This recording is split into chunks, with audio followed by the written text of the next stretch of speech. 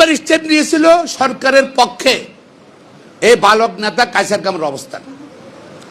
Wheezy সে কখনো জাতীয় আইনজীবী ফোরাম করে নাই, এসেই নেতা।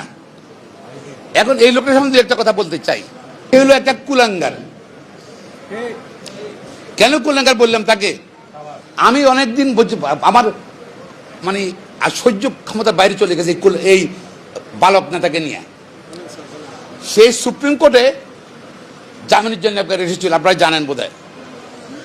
একজনের স্ত্রীকে ইস্কন হাসপাতালের সামনে একজন স্ত্রীকে সঙ্গে পরকীয়া প্রেম করত। পরবর্তী পর্যায়ে আমাদের সেও আমার সুপ্রিম কোর্টের লয়ার, সে যে হাতে নাতে পাইছে তার গাড়িতে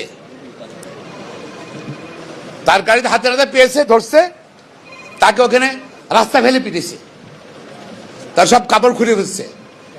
আপনারা জানেন অনেকেই এই কায়সার কামালের।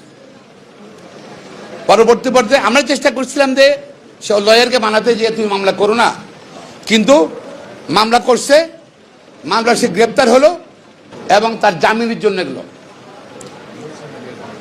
জামিনের জন্য যাওয়ার পর হাইকোর্টে আসার পর হাইকোর্ট তাকে জামিন দিল একটা শর্তে, স্ট্যাম্পের উপর আন্ডারটেকিং দিতে হবে, জেল থেকে বের হওয়ার পরে ওই মহিলার কাছে যাইতে পারবে না, ওই লোকের ওই লয়ার স্ত্রীর কাছে যেতে পারবে না।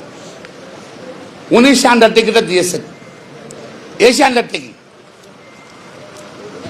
আন্ডারটেকিং সেখানে আপনার কপি দিয়েছি, দেখবেন যেই লোক